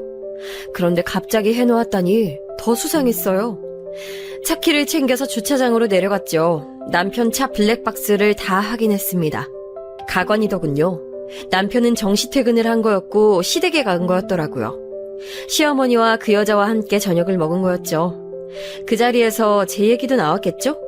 백화점에서 저를 딱 마주쳤던 이야기 당연히 했을 거예요. 저를 얼마나 물고 뜯으면서 씹어댔을지 세 사람의 추악함을 상상하자 역겨웠네요. 남편은 그 여자를 차에 태웠습니다. 그 여자 집에 바래다 주러 가는 거였겠죠. 아마도 그 여자 집으로 추정되는 곳에서 차가 멈춰섰고 남편도 함께 내렸어요. 그리고는 2시간이 지나서야 남편은 다시 차로 돌아왔고 그때 제가 있는 집으로 향했던 겁니다. 이렇게나 본격적으로 바람을 대놓고 피우고 있는데도 제 앞에서는 정리했다. 우리 엄마만 질척거릴 뿐 나랑은 불륜 진작 끝냈다고 당당하게 말한 남편의 이중성이 놀라웠네요. 저는 그 증거를 다 챙겼고요. 다른 날짜도 찾아봤는데 삭제된 게 많더라고요. 이유가 뭐겠어요. 당연히 캥기니까 지웠던 거겠죠. 제가 그날도 바로 새벽에 내려가서 블랙박스를 보지 않았다면 남편이 분명 삭제했을 거예요. 어처구니가 없었고 제가 어째서 이토록 기만당해야 하는지 납득이 어려웠어요. 저는 남편이 아침에 일어나서 씻고 나왔을 때 뺨 한 대 후려쳐줬습니다. 얼굴에 물기가 있어서 그런지 마찰이 엄청나더라고요. 남편이 맞은 뺨을 부여잡고 저를 확 노려봤다가 제 표정을 보고서는 바로 눈을 깔았습니다. 저를 보면서 들통났구나 하는 생각이 들었을 테죠. 이렇게 된 거 허심탄회하게 말해봐. 우리가 부부라는 것을 넘어서서 내가 진짜 인간적인 배신감이 들어서 그래. 인간관계란 뭘까? 이런 회의감이 들기 시작한 참이야.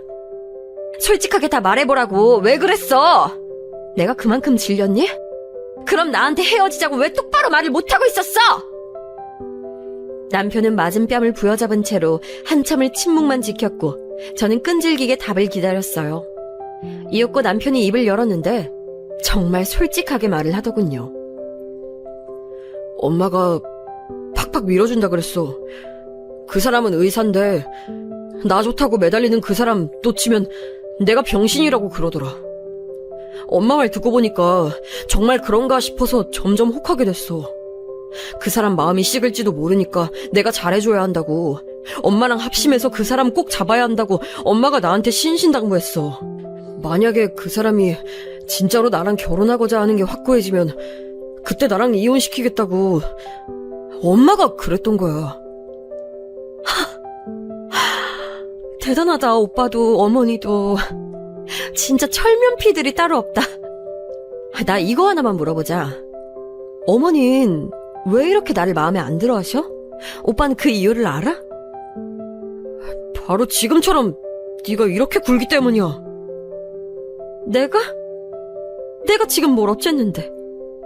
이성적으로 상황 따지고 보는 거, 할 말 다 하는 거, 엄마는 그런 네가 재수가 없대. 결혼할 때도 집안 도움 안 받아서 알아서 다 해결하고 선 긋고 살아가는 모습이 별로라고 생각하셨대. 그런 나한테 오빠가 절절하게 매달려서 이 결혼하게 됐던 거 어머니도 알고 계시는 거 맞지? 아무튼 오빠 지금 나랑 이혼하겠다는 거잖아. 그래, 알겠어. 그 의사인지 뭔지 아는 정신 나간 여자랑 잘 살아봐. 오빠는 그런 여자가 취향이었구나. 진작 말하지. 내 인생 괜히 낭비했잖아. 내가 왜 그 사람한테 끌렸는지 진짜 이유 말해줄까? 그 사람은 무려 의사씩이나 되면서도 겸손했어. 나한테 애교를 잘 부렸다고. 이렇게 잘난 여자가 나한테 굽히다니. 같이 있으면 내가 대단한 남자가 된 것 같더라. 대접받는 기분 났어. 솔직히 남자들은 다 인정받고 싶어하고 자존심 다치는 거 누구라도 다 싫어해. 그런데 그 사람은 의사이면서도 자기 잘난 거 하나도 안 내세우고 내 비위를 다 맞춰주니까 그게 너무 좋아서 내가 그 사람을 밀어낼 수 없었던 거야. 마침 엄마도 그 사람을 너무 좋아하시고. 누가 보면 오빠가 나한테 굉장히 헌신했는 줄 알겠다. 우리 결혼 전에 데이트하던 시절에도 내가 오빠보다 딱히 돈 적게 낸 적 없는 거 알지? 결혼할 때도 마찬가지였고, 결혼하고 나서는 집안일이며 각종 신경 쓰고 몸 쓰는 노동은 내가 더 많이 했고. 그런데도 오빠가 그런 식으로 말하니까 웃긴다. 맞벌이를 하고 있지만 가정부처럼 집안일까지 하는 건 나인데 오빤 그런 생각이나 하고 있었다니. 그래, 그 비위 더럽게 잘 맞춰주는 사람한테 가버려. 하지만 난 너랑 이혼 못해. 네 말대로 나 너한테 매달려서 이 결혼한 거였잖아. 내가 그 초심을 잃었으면 안 됐는데. 잘못했어. 내가 엄마를 이길 재간이 없어서 자꾸 상황에 휩쓸려갔다. 그쯤 되니까 오히려 화도 안 나더라고요.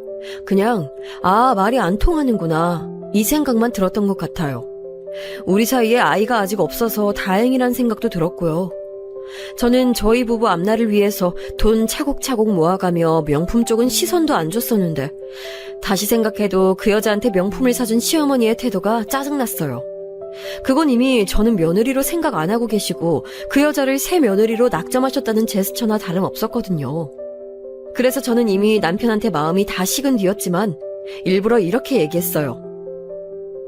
나랑 이혼하기 싫다는 게 진심이라면 어머니 쪽 교통정리를 오빠가 직접 제대로 해.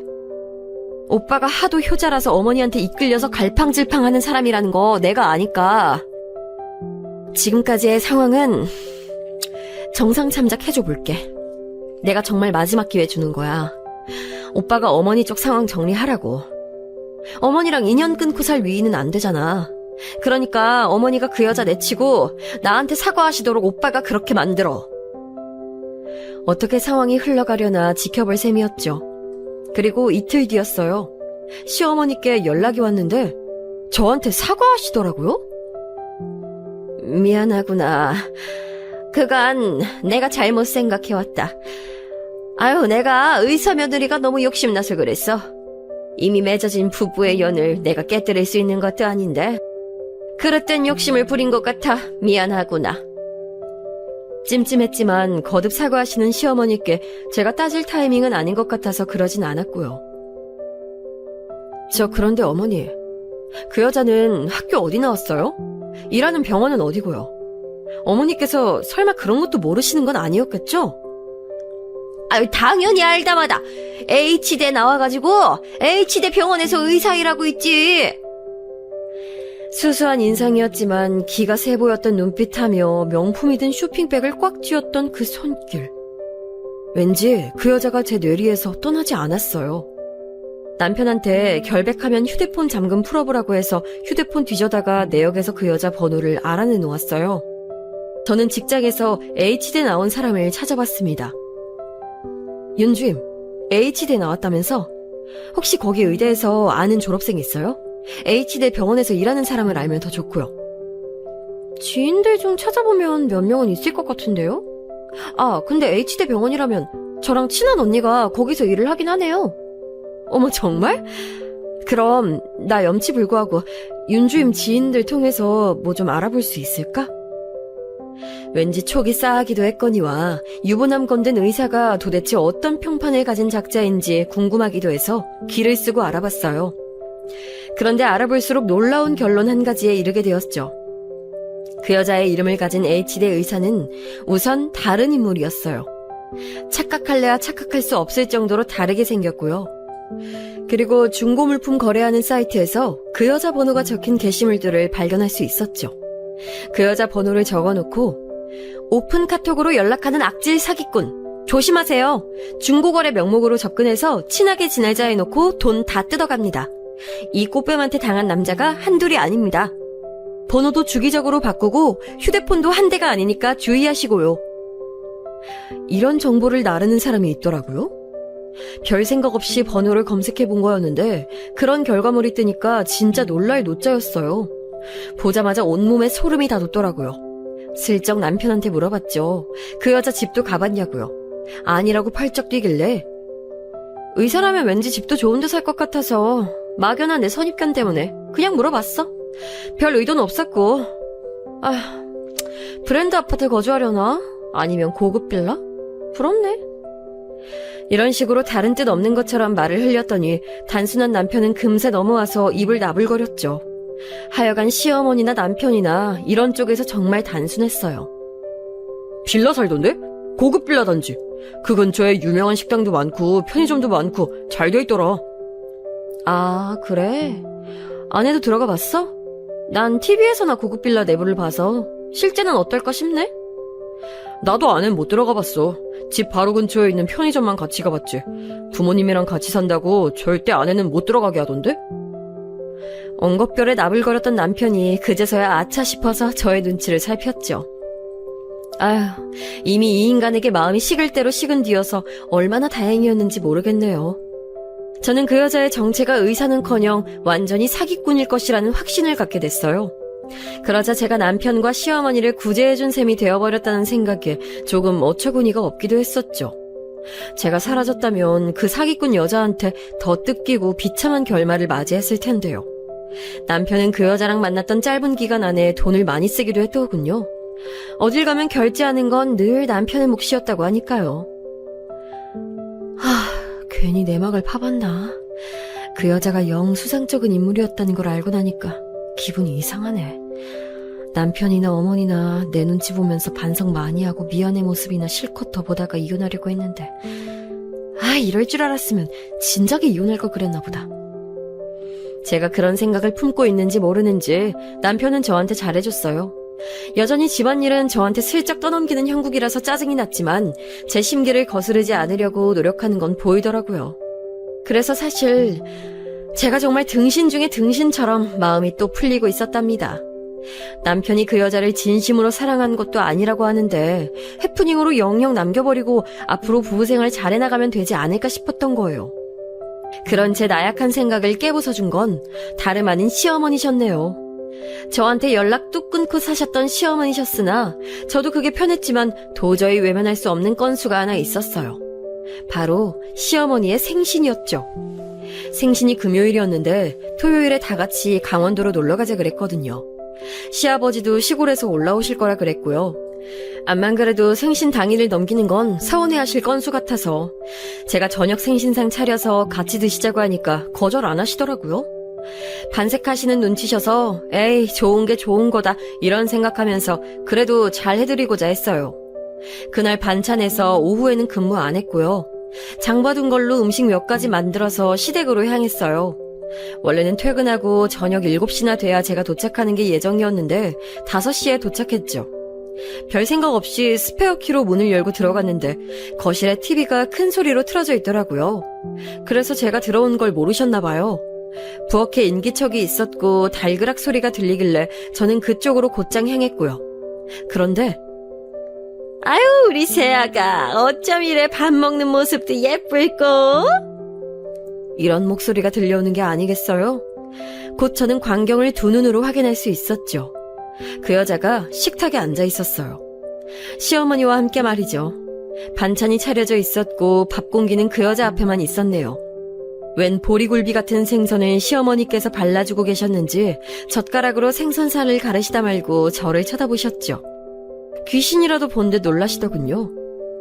너 왜 이렇게 일찍 왔니? 왜긴요. 어머니 생신이니까요.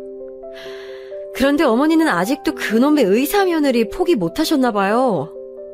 어이, 거기 의사님. 배울 만큼 배우신 분이 왜 자꾸 몰상식하게 구세요? 제가 빈정거리자 시어머니께서는 젓가락을 탁 내려놓으시더니 자리에서 벌떡 일어나셨어요. 그리고는 이렇게 외치셨죠. 그래! 내가 도저히 포기가 안 되더구나. 그러니까 우리 새아가한테 말 함부로 하지 말거라! 뭐라고요? 새아가? 어머니, 이 자리에서 정리하시죠. 본인 아들한테 저랑 이혼하라고 하세요. 저 치워버리시고 의사 며느리 들이시라고요. 본인 아들? 너는 그 말하는 싸가지가 영영 글러먹었어. 내 아들이 너한테 콩깍지만 안 씌웠어도. 그 콩깍지 제가 벗겨낼 테니까 지금 전화하시라고요. 이 기회 놓치실 거예요? 이봐요, 의사님. 내 남편 사랑해요? 그거 진심이에요? 제가 묻자 그 여자는 가증스럽게도 울먹이는 표정을 지으며 고개를 끄덕였어요. 그러자 시어머니께서 위풍당당해지셔서는 바로 남편에게 전화를 거셨죠. 착한 우리 아들. 이 엄마 소원 좀 들어다오. 엄마 생일날 소원도 안 들어주는 불효자 될 거 아니지? 엄마는 더 이상 가짜는 며느리 꼴 보고 싶지 않구나. 어엿하고 품이 넘치는 의사 며느리를 새로 보고 싶어. 제가 시어머니께 휴대폰을 빼앗아 들고 저도 남편한테 한마디 해줬어요. 야! 네 엄마가 또 불륜녀 만나서 딩가딩가 하고 있었다. 내가 그 현장에 지금 와 있어. 내가 네 엄마 간수 잘하라고 분명히 경고했었지. 이혼해. 그러더니 남편이 난리였죠. 아무리 그래도 어떻게 네 엄마라고 할 수 있다면서 발작을 하더군요. 하여간에 효자였어요. 옆에서 시어머니께서는 하늘 같은 서방한테 야거리는 꼬라지 좀 보라면서 당장이라도 저를 때리실 기세였고요. 감히 우리 아들한테 야라고 해? 그것도 모자라서 날 그딴 식으로 불러? 이 천하에 빌어먹으려나? 제가 전화 끊고 휴대폰을 시어머니께 돌려드리면서 말씀드렸어요. 그럼 할망구라고 불러드릴까요? 할망구, 잘 들으세요. 저 여자는 의사도 뭣도 아니에요. 전문직이긴 하죠. 꽃뱀도 전문성이 있어야 하는 일이니까요. 이 벼락 맞으려니 감히 어디서 나를 할망구라고... 잠깐, 뭐라고? 의사가 아니야? 꽃뱀? 너 지금 그게 다 무슨 소리니? 새 며느리로 들이실 분이 어느 병원에 소속되어 있는지 바로 확인해 보시는 편이 낫지 않겠어요? 가족들은 어디서 뭘 하는지도 아셔야겠고요. 이제 한 가족으로 들일 사람인데 그 정도는 당연히 알아두셔야죠. 그럼 잘 지내세요. 저는 시어머니가 아니라 그 여자 쪽을 향해 싱긋 웃어주었어요. 하마터면 익숙함 해소가 소중한 것을 다 놓치는 바보 같은 사람들과 한 가족으로 오래 살 뻔했는데 덕분에 이혼하는 것 같아서 고마워요. 꽃뱀도 유익할 때가 있네요. 제가 폭탄 발언을 던지자 안색이 창백해져 있던 그 여자가 발끈해서는 벌떡 일어났고 시어머니는 그 여자를 향해 추궁을 시작했죠. 새아가, 지금 상황이 뭔가 이상하게 돌아가는데 아니지? 그치? 시어머니의 떨리는 음성을 뒤로 한 채 저는 그 집을 나왔어요. 가져왔던 음식을 바리바리 다시 차에 싣고 집으로 가는 동안 웃음이 계속 나오더군요. 집에 가자마자 저는 제 짐을 챙겼고요. 남편이 왔을 때 전 동요하지 않고 재산 분할 얘기부터 꺼냈네요. 이 집의 시세 반을 현금으로 나한테 줘. 그러면 나는 그걸로 만족하고 떨어져 나가줄게. 바람 피운 불륜남 주제에 설마 이의 있는 건 아니겠지? 내가 더 털어먹지 않은 걸로 감사하게 생각해. 남편은 제 앞에서 울고불고 잘못했다며 빌었지만 전 조금도 흔들리지 않았죠. 불륜 준 거 그간 안 버리고 모아뒀었으니 그냥 그걸 토대로 이혼 소송 걸어도 저는 상관없다 그랬어요. 일련의 사건들을 알게 되신 시아버지께서 개입하셨고 저는 무사히 이혼을 할 수 있었네요.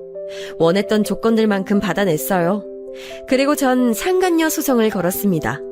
그 정신나간 여자한테서 당연히 따로 받아낼 셈이었으니까요. 역시나 그 여자는 의사가 아니었고 남의 등이나 처먹으며 살아온 작자였어요. 전 시어머니께 연락이 몇 번 왔으나 안 받았고 그냥 차단했습니다.